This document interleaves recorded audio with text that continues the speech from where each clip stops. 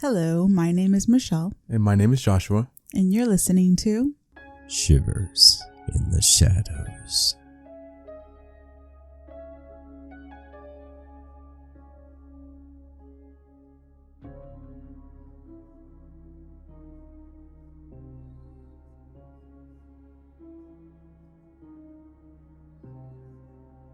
Hello, our listeners in the void.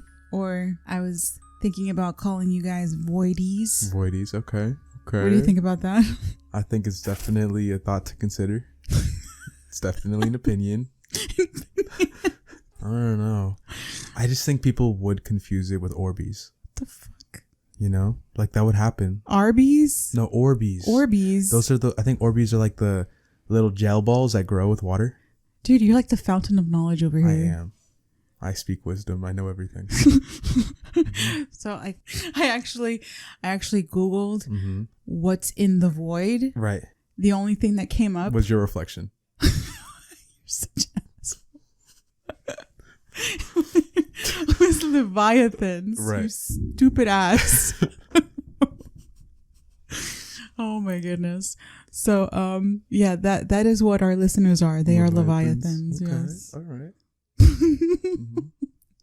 Okay, so today we have a special episode. We have decided to do an extra sort of different episode where we read scary stories from Reddit. And we thought this would be fun for us to do. And then I know I like listening to this kind of stuff on TikTok and stuff. So hopefully you guys will enjoy it as well. Exactly.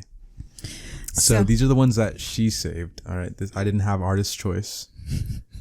But I will read it and hope they are scary. You definitely could have if you'd put the time in. I'm putting the time in right now. Oh my goodness. You know how valuable my time is? Oh my goodness gracious. I don't have so time important. to be scrolling Reddit. Just like our viewers. They don't have time to scroll Reddit. They're here to listen to us. Scroll it for them.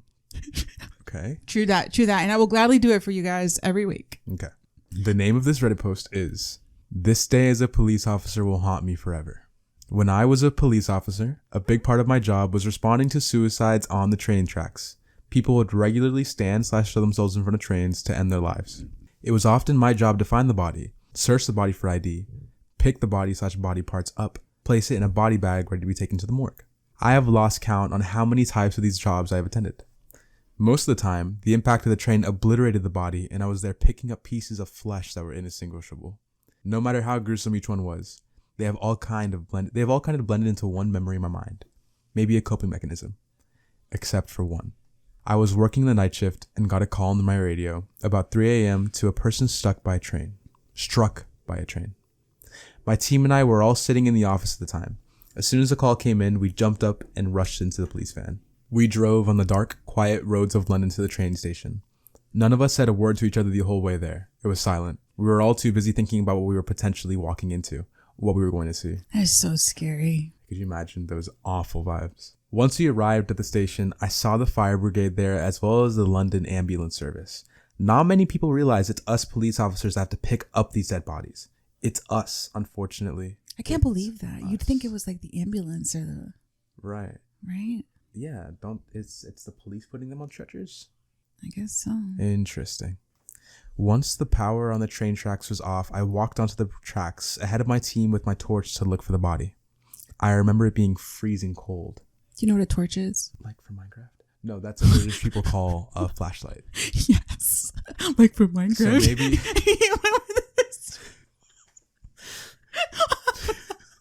What century is this guy from? Okay, I'm sorry. Minecraft is relevant. Oh my gosh, go away. Century? Go away. Okay, go on, sorry. I feel like I can't go on now unless I read it in a British accent. Oh my goodness, go ahead. All right, since he is British. Once the power on the train tracks was off, I walked onto the tracks ahead of my team with my torch to look for the body. I remember being freezing cold and silent. The only noise was my feet hitting the rubble on the train tracks. Oh my goodness. After a long walk in the pitch black, I saw the body. I approached the body to get a closer look, and what I saw has stayed with me ever since, and I don't think the memory will ever leave me. The man's eyes were staring right into my soul. His body was not smashed to pieces like all the jobs I'd been to before. Instead, this man had placed his head perfectly on the rail tracks, so that the train decapitated his head, from the rest of his body. Did you like that? That was amazing. Like, I did not want to say any kind of anything or laugh because that was so beautiful. I was like, please continue. Okay. And I'm sure our audience is like, ooh. Okay, all right. Or like from our previous episode. Oh, yeah. Only the people who watched the first episode will get that. Yes. Okay, so go on. With your accent, please. Oh, right. Continue. I was going to read normally, but I won't do that. Okay. At this point, I waved the rest of my team over. We all kitted up with the correct equipment to do the body recovery. We were all there in the pitch black in our white bodysuits, picking up his remains. I was the one who had to pick up his head from his hair and place it with the rest of his body in the body bag. He was still staring into my eyes as I was doing so. Once the body was in the body bag, 4 of us carried the bag onto the tracks to get the body out of the station. While we were carrying the body bag, our arms started to get really tired. So I suggested to the team that we all swap sides to give one of our arms a break. As we gently placed the body bag down, laughter came from the bag. Oh, shit. A really high-pitched, slow laugh. The kind of laugh that was laughing right at me. Chills went down my spine. Oh my goodness. I was so frightened that not only was I speechless, I could not process a thought. I was completely frozen. We all stopped and looked at each other. I just picked up this man's decapitated head. How could he be alive? How could he be laughing at us? I could see the fear in my colleagues' faces. Time seemed to freeze in this moment, and no one knew what to do. I'd piss myself. I would piss myself. Like the way they captured like the not processing a thought, like that kind of fear. Yeah, I know. That makes it feel like, realistic. You know that moment where it like lasts forever because they're just staring at each other like, what the fuck? I can't imagine that. I can't imagine it. But like, I can imagine the fear that like you can't even process a thought. And like, okay, their energy bouncing off of each other, that fear. Right. So must feel so intense. Like, yeah. Okay, go on. So this is the last part. Eventually, we opened up the body bag. Whichever officer searched the body didn't see the man's phone that was in his inside jacket pocket. The man received a call from an unknown number, and his ringtone was his laughter, which we found out from the family later on. The laughter still stays with me till this day, and as a believer of the supernatural, I can't help but think, who made that call? Dun, dun, dun. That was so good. Terrifying. And I honestly was like, this guy making it up, getting a little creative. But the ringtone actually. He wrote it so well, though. Yeah, he wrote it so well. He did all the heavy lifting. If he would have just gotten to the point quickly, it would have been such a lame story. Right. But the way he wrote it was so amazing. Right. That it creeps you the fuck Even out. Reading it and not believing it, you're still like, whoa. I know, even though it's not supernatural, it was still so creepy. And who the fuck puts their own laughter as a ringtone? Like, that is the same type of person to decapitate themselves with a train. Oh, don't say that. Why? Poor guy. What do you mean? He was obviously having a really tough day. I know that sounds horrible, but seriously, you're right. It's tough days like that hearing my own laughter would have just. Oh, you're so mean. But unfortunately, that person was a little seriously, like he ended his own life. He did. And I know that he must have been feeling the vibrations on the tracks before the train even got to him. So he was like intent on ending his life. That's so sad. Okay, so let's go into the next story. Oh, there's more? Ooh. Yes, of course there is. Are you going to read it in your British accent? Yeah, right. Nowhere as near as good as you. Stop. If you guys are unaware, Mr. Joshua over here can do all kinds of accents. Stop. He's amazing. Only Russian and British and Jamaican and a bunch of other accents that are too offensive for me to say right now.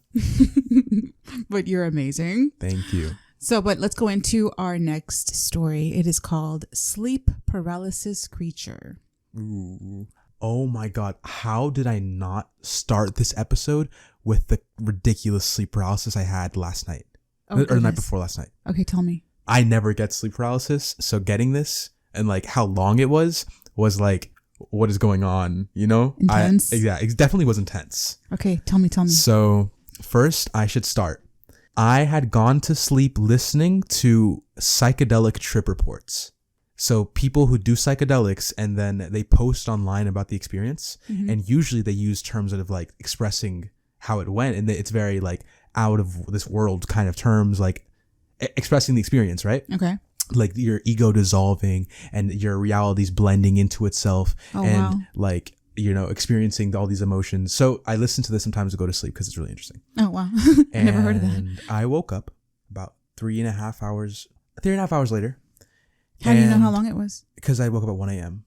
Oh, okay. And then I could not fall back asleep. And I tried. I could not fall back asleep until eventually I did. And when I woke up, I could not move my arms or my head.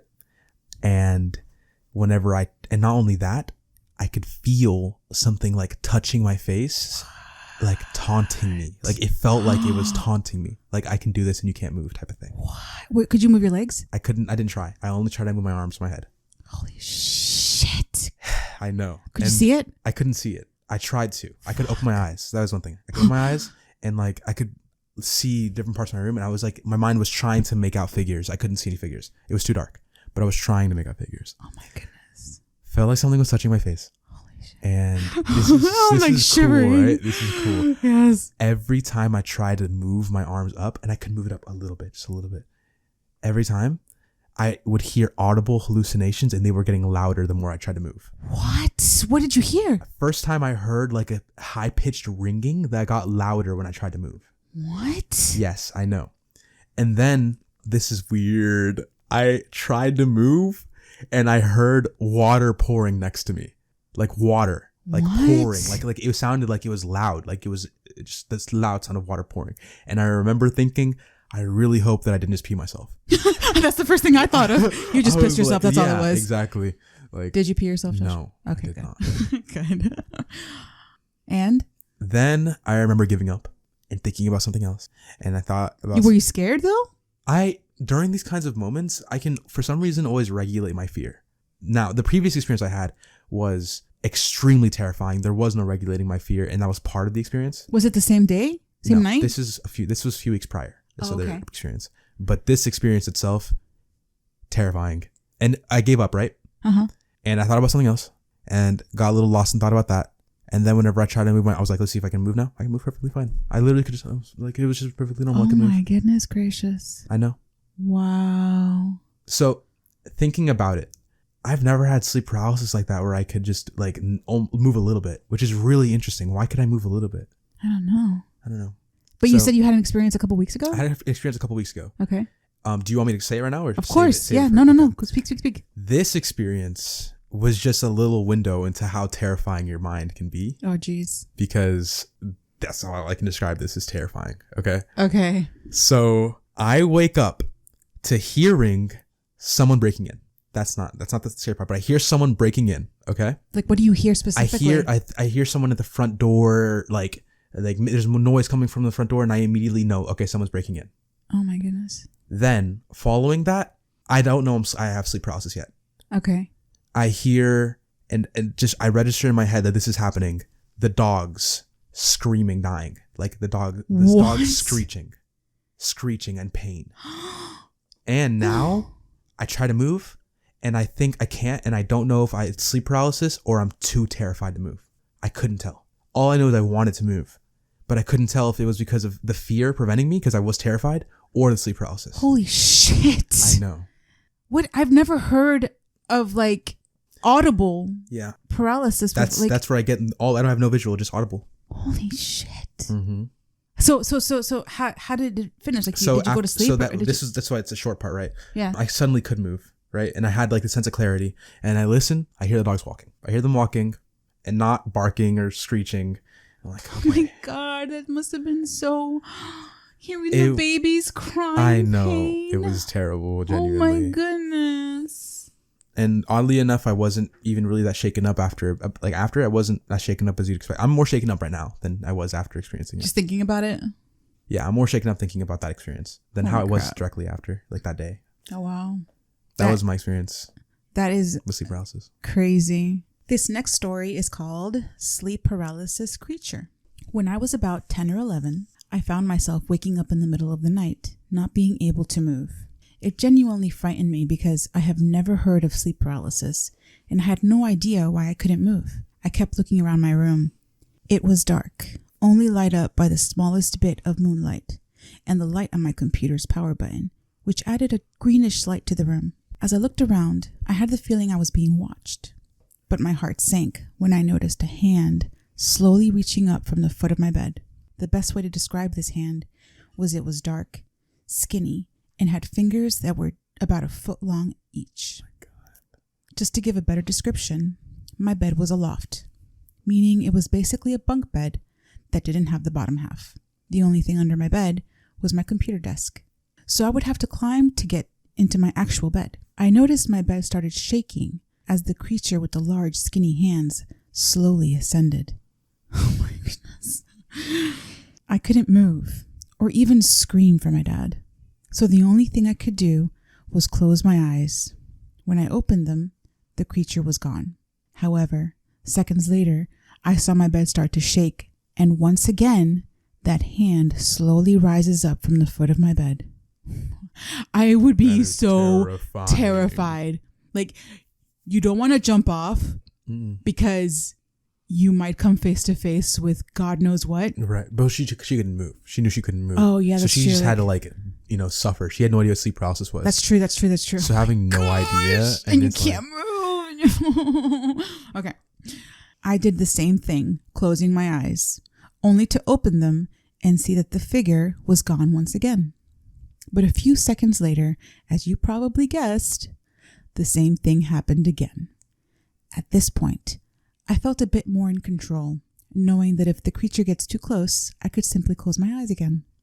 With this in mind, I guess I felt like I wanted to see how far he would come. Oh no. So I kept my eyes opened a bit longer. This time, the creature slowly makes its way onto my bed and finally gets far enough to reveal his face.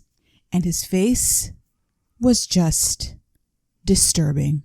It was pale and cartoonish, but would move as if it were running at least 20 FPS. Yeah, 20 frames a second. Oh, so it was like choppy expression, choppy movement. Holy crap. I know. It was not a face I could describe or even comprehend, and it did not match the dark, misty body it had. I was so terrified, and the fact that I couldn't move made it all the more traumatizing for me as a kid. I felt I was trapped, and there was nothing I could do. Well, except for one thing. So once again, I closed my eyes and kept them shut for at least 15 seconds longer than usual. And at this point, I felt the creature would have been long gone. So I felt safe to open my eyes. But when I did, I felt like my world came to an end as my heart sank to the bottom of my stomach. The creature was like 2 inches from my face. Oh my God. I definitely would piss myself at this point. Right. Like I'd have just tinkled wet the bed right now. Yeah. If I could scream, that would have been an appropriate action at the time, but I still couldn't move.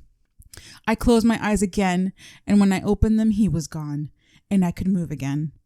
I felt a bit relieved that I could move, and I wanted to run to my parents' room across the hall, but I was still paralyzed, this time paralyzed with fear. I lay in my bed shaking, wondering what the heck just happened. Dang. Oh my gosh. That is terrifying. That is so scary. Holy crap.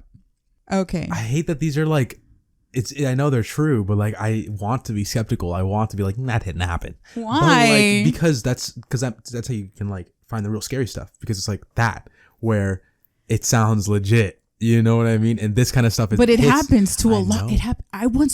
Okay. I've had sleep paralysis a few times, but there's one specific one that I remember years ago. Yeah. Where I saw a dark, shadowy figure on the ceiling staring right at me. And I was like Hereditary? terrified. But I don't want to get spoilers, but I don't remember. The there's only movie- a couple of scenes in Hereditary, and I do not want to. No. No? I don't want to think Why? about Is it Hereditary. I hate that spooky? freaking. No, it's not spooky at all. It's That movie is spooky. not spooky. I am so sorry, I will guys, warn but the that movie audience, is not the spooky. movie is that spooky. movie is just gory as fuck and traumatizing in a not scary way. It is not scary. I'm sorry that you feel I that got way. zero scared. very disgusted, wanted to puke my guts out. My heart sank to my stomach a couple times. It was horrible. I mean, I cried a lot. Fear, 0. Trauma, 10. I mean, that just sounds like they did a good job at scaring you. That's no scared. Disgust. So there wasn't a single part where you're like, no. Okay. No. Okay, maybe the one scene where he's in the classroom and he's like having a seizure or something. So you just went and spoiled part of it? Because shut up. Whatever. Did we get a spoiler warning? The one part where beep. We harmonize. Beep. You're so stupid. Okay, anyway. Next story is for you. And I think that we should make this our last one because we're like... Okay. This is our third story. And it starts with, he told me I will always remember where you live. I will admit, at my age of 47, I am afraid of the dark. Therefore, if I am home alone at night, I can get a little nervous. I am married with a 10-year-old daughter. We live in a single-level home on a dead-end street. Thankfully, we do not have a basement or garage, just a house. We live close to our neighbors too, so I usually feel safe. This incident happened last month. My husband and daughter went on an overnight Cub Scout camping trip. I stayed behind because I had to work the next day. So they left the house at 5 p.m. and I was looking forward to being all alone, watching reality shows and eating a nice steak meal. I settled on the couch and enjoyed a nice quiet dinner. Around 6:30 p.m., I see a shadow walk by my front room window. It moved fast. No, thank you. Why not? Come on, he's lonely. I assumed it was something innocent like a branch or bird, so I ignored it and continued watching my show. Another 2 minutes go by and again, a quick shadow goes by the same window. Oh, goodness gracious. This time, I paused the show and got up to check it out. I didn't want to go outside, so I just looked outside the window. Smart. I didn't see anything. I then heard a scratching sound at my front door. Oh, nice. Okay, cool. Cool. I thought, okay, what is going on? Yeah. I know we have stray cats around the neighborhood, but they don't scratch the door. We also have raccoons, but again, they do not scratch at the door. Yeah, typically raccoons don't say, hey, can I come in? They just run in the backyard and look for food, which we do not have back there. See, at this point, I would be like, I need a freaking dog. A nice big dog with a huge bark. Right. Okay, go on. You know, sometimes, honestly, and we'll say right there, like, appreciate your annoying dogs that, like, all the time. You know, because, like, I don't know, like, at Thunder or, like, fireworks. or at the birds. Yeah. Or, like, just because it feels like it. Like, they're saving our lives, whether we, like, you know, realize it or not. Seriously. I don't have a dog and... She herself has to be barking. Stupid. And, yeah. I was not expecting that. Having a dog is better than having to hear her bark. Okay? Oh my goodness. Okay, go on with your story, dude. Beware of Michelle. Signs outside the house. Okay. Oh gosh. Okay. I decided to check and make sure my doors were locked. Thankfully, all of them were. As I walked from the back of the house to the front, I'm sorry. So am I. I'm just imagining myself. Oh crap. Okay. It's just like enough. I decided to check. There's nobody home. I decided to check and make sure my doors were locked. Thankfully, all of them were. As I walked from the back of the house to the front, out of the corner of my eye, I see someone standing at my glass sliding door that leads to the side of my house. Oh, shit. Oh, my God. I looked at him, and he was just looking at me. No expression. Then he creepily lifted his arm up and waved to me. What? Okay. I just froze, my heart racing. What the hell do I do now? I ran to the front room where I was watching TV and grabbed my phone to call 911. Exactly. That's what you do. You call 911. Right. This is where the horror movies usually diverge.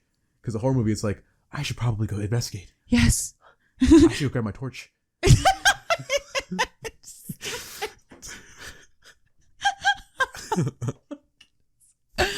Oh my goodness gracious.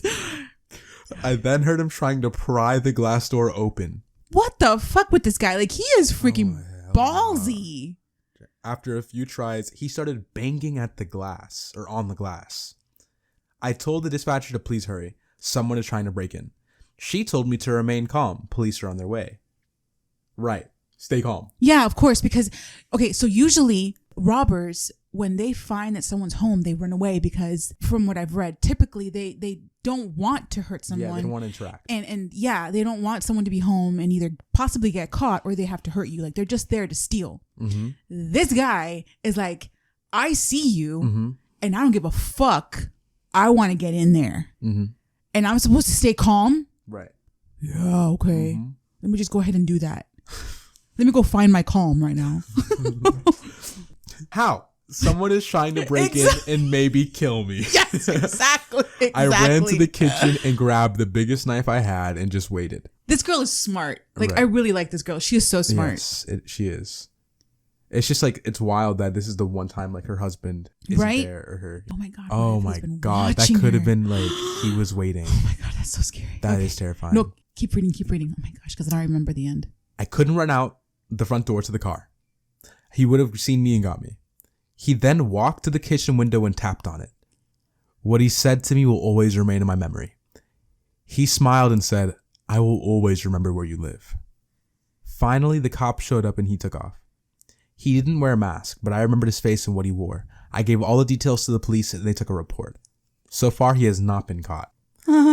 I told my husband what happened and we changed the lock. Since this has happened, I cannot sleep. Any little noise wakes me. I have nightmares about him breaking in and just standing over my bed watching me sleep. I am thinking of getting some therapy to help me get over this. Okay, so that just reminded me of something that happened to me. Nah. And when I say me, I mean us. Okay, so like you don't remember because you were little. Okay. And this will be our last story because it just reminded me of this. But many years ago, we lived in an apartment. Mm-hmm. And every year after you renew your contract, Mm-hmm. they clean the carpet. They send Okay. an outside company to clean the carpets in the apartment. Right. So they told me, okay, so we have them scheduled to come on this certain day. So please make sure that there's nothing on the floor at all. And I made sure of that. I made sure there was nothing in any room. And that evening I get home from work Mm-hmm. and my yoga ball I put on the couch is on the floor, and my shoes that I had put on the couch were also on the floor. And when I called and I noticed that the rugs were not cleaned, I Right. called them the next morning and they said, oh yeah, it's because they said that there were things on the floor. They said what? They couldn't clean the carpet because there were items on the floor, and they're not allowed to touch my items. What? Yeah, so I said, well, they did touch my items because my items were on the couch, and they put them on the floor. Well, that is what they said. Blah blah blah. We're gonna have to schedule another day. I said, okay, please make sure there's nothing on the floor. I will, like I did the first time. Yeah. So second time, Mm-hmm. they did it again in the bedroom. This time, they took items that I had on a chair and put them on the floor. Okay. And I'm like, these motherfuckers just don't want to work. Yeah. So I complained again, and I was like, these people just don't want to do their jobs. Yeah. And they're telling you that, oh, I couldn't clean it because this person put items on the floor. But I made sure that there was nothing on the floor before I went to work this morning. Mm-hmm. They just don't want to work. And I was bitching at them. Obviously, these people were not happy. They finally, the third time, came and actually did the job. After this happened, I noticed food started going missing. What? Now, I'm the only adult there. Yeah. I had ice cream in the fridge that I know I had. And one evening I went to go get the ice cream and it was gone. That's Clothes, a shirt that I knew I had, yeah. gone. I never found it. What? Yes. Oh my goodness. So I was terrified. I would stay up at night Mm-hmm. and just like this girl, could not sleep. I would lay in bed with my eyes open, listening for every little sound. And then I'd hear like tapping noises on the dining room window. Yeah. So I got a bat from my mom because she had bats. Yeah. I was like, I need one of the bats for protection. And I would stand in the hallway Mm-hmm. for like what felt like hours. And I'd stand there for like 20 to 30 minutes in reality because I checked the time. Mm-hmm. Terrified, waiting for something to happen because it sounded like someone was trying to get in. Right. And this happened until I ended up moving out of the apartment. I love those apartments. Like, Yeah. I had renewed the lease 3 years in a row. I loved it, and I hated that I had to move, but I had to move because I did not feel safe. It was just absolutely terrifying. That is terrifying. My only thing is like, why did you like stand outside the hallway before buying a camera or something, like buying something to This is record. back in the day. Like Ring was not a thing. Dang. And if it was, I wasn't aware of it. Yeah. This is like, I see. when was this? This was 15 years ago? That is terrifying, and literally, yeah, this spooked the hell out of me. I did not know that. Yeah, it was it was a horrible way to live. Yep. God. Yeah. Those are our scary stories for this episode. If you'd like to send us your own scary stories, paranormal or true crime or whatever, you feel free to email them to us at shiversintheshadows@gmail.com. You can also check us out on Instagram at Shivers in the Shadows or on Twitter at Shivers Shadows. And you can also find us on YouTube now if you Google Shivers in the Shadows podcast. Emailing or DMing are great ways to send us any stories you have or feedback you have. Yes. On how to make the podcast more entertaining or better. Just better in general, just better. We are open to any feedback, please. We'll like to finish every episode with a quote that Mr. Joshua will present to you. Let's see. Is this a British accent one or is this a normal voice? I'll do normal voice. British. I don't know. The voices are saying British, so the voices from the void. I think that humans have a huge capacity to carry pain and sadness. There are things that haunt us our entire lives. We are unable to let them go. The good times seem almost effervescent and dreamlike in comparison with the times that didn't go as well. Henry Rollins. I actually wanted to say a few words about the quote. I thought it was interesting. Oh, okay. I think it is definitely insightful to understand that we do have such a wide spectrum to experience emotions, and that whenever you are experiencing the times that didn't go so well, it's really nice to know that the depth that you experience your pain and your sorrow is equivalent to the depth that you can experience bliss and love and happiness. I love that so much. Those, just understand that. As someone watching this, understand that. All right. Alrighty. So thank you for joining us for this episode, and please come back again next week where we'll have another Scary Stories episode for you. Bye. Bye.